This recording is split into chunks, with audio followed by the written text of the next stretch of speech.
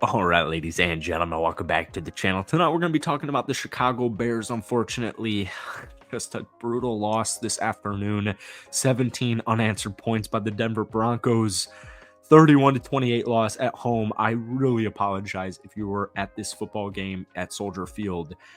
I'm like at a loss of words. We're about 5 or 6 hours from the time that the game concluded, and I've had time to gather my thoughts here. There are still moments where it's like, what the heck are we doing? Like, what on earth is going on here? Like the fourth down call. But then again, I think to myself, I look at teams like the Detroit Lions, the Atlanta Falcons. I'm like, all right, I've thought that many times, and then they convert the fourth down try, and they put a touchdown on the board and seal the deal. And it's like, I don't know, man. I really, really don't believe in this coaching staff. I hate making negative videos, and we're gonna try our hardest to not make this a negative video. I was never a huge fan of Dr. E coming on in as the head coach. I was personally as never a big fan of Luke Getsy coming on in as offensive coordinator.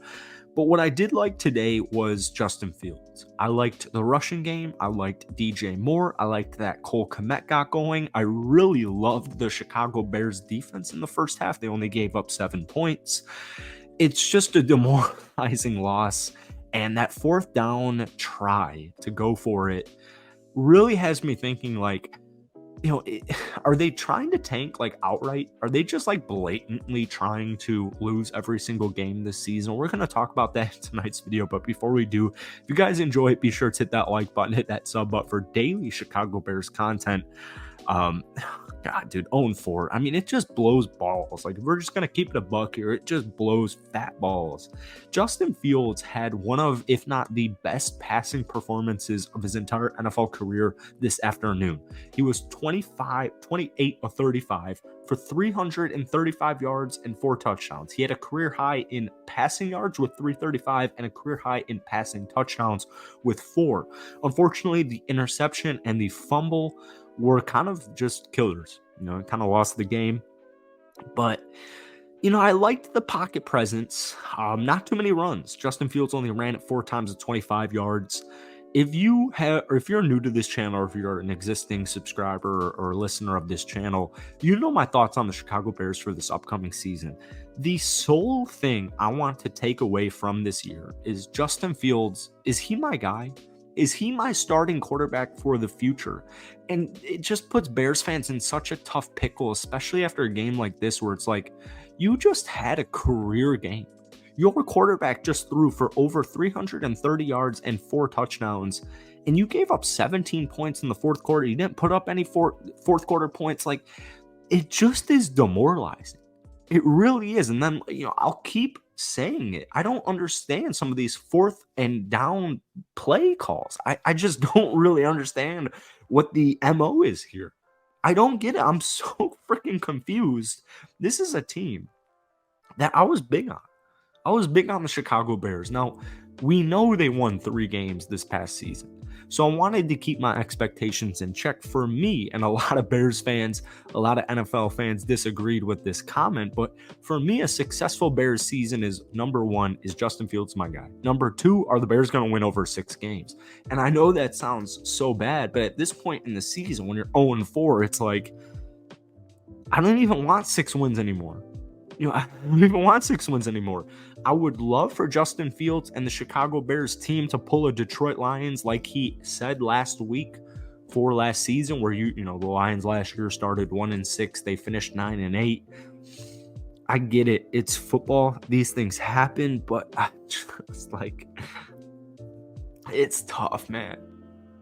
I was not crying there. We got a upper right Zinni at 6% going, upper right Decker. We are not crying, but we are fighting this the saliva right now.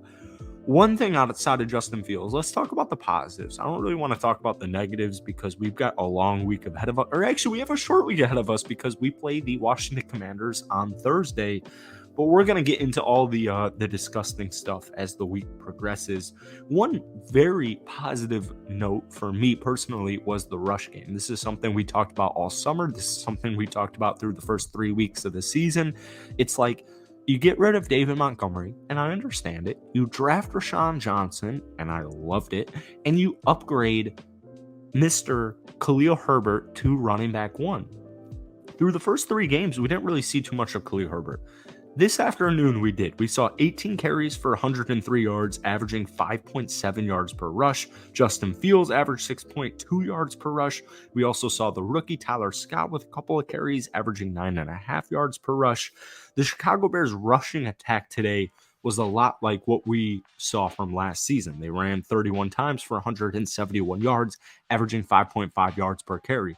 Considering the fact that the number 2 leading rusher was Justin Fields with only 25 yards, that's something I will take. But then we get into like the receiving room. There are things I love, like DJ Moore, 8 catches, 131 yards, and a touchdown. Like I'm snapping my fingers here. Give me all of that. Just give me all of it.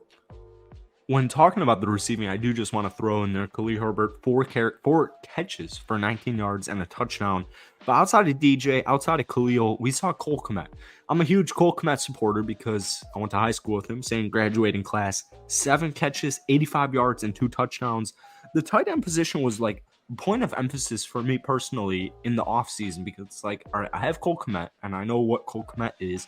I have Robert Tonyan and Mercedes Lewis coming on over from the Green Bay Packers, and I'm thinking to myself, the tight end room is like loaded. It's deep, it's talented, and it's loaded. It's got quality and plentiful depth. We finally saw it today, especially with Mr. Cole Kmet, 7 catches, 85 yards, and more importantly, 2 touchdowns. We also saw Darnell Mooney with 4 catches for 51 yards. But if we're talking about wide receiver rooms, it's hard to not discuss Chase Claypool. It's like Eberflus hops on the mic post game and he's like, "Yeah, man, we told Chase Claypool to come on. We told him he's not playing, but we told him to pull up." And then the Chicago Bears PR is like, "We did not tell him to pull up. We told him to chill at home." And it's like I don't really know what that does for me. Like, what on earth does that do for me? Like, how dysfunctional? I know the Chicago Bears. I know the Chicago Bears. I'm born and raised in the Chicagoland area. I went to school at Loyola Chicago. Like, I know the Chicago Bears history in my life has not been great. But, like, what the hell is going on here? Like, with the Chase Claypool situation, it's like, what is literally going on right now? You could have Joey Porter Jr. I know that's like a big thing going on right now on Twitter. It's just like makes me want to like punch myself in the head here. And it's like, I'm without comments. I'm speechless. I am without words right now. It's just depressing. I don't understand it. I don't like it. But what I do like is Justin Fields today. Well, we're going to find out a little bit more about the Chicago Bears in a couple of days when they take on the Washington Commanders. But in the meantime, hit that like button, hit that sub button for daily Chicago Bears content. I don't really have anything to say for you guys other than give me some thoughts, give me some opinions on the Chicago Bears team. I hate reading negative stuff, but, it is what it is. This was just as worse of a loss as you could possibly imagine. Thank you guys for watching, and we will see you next time.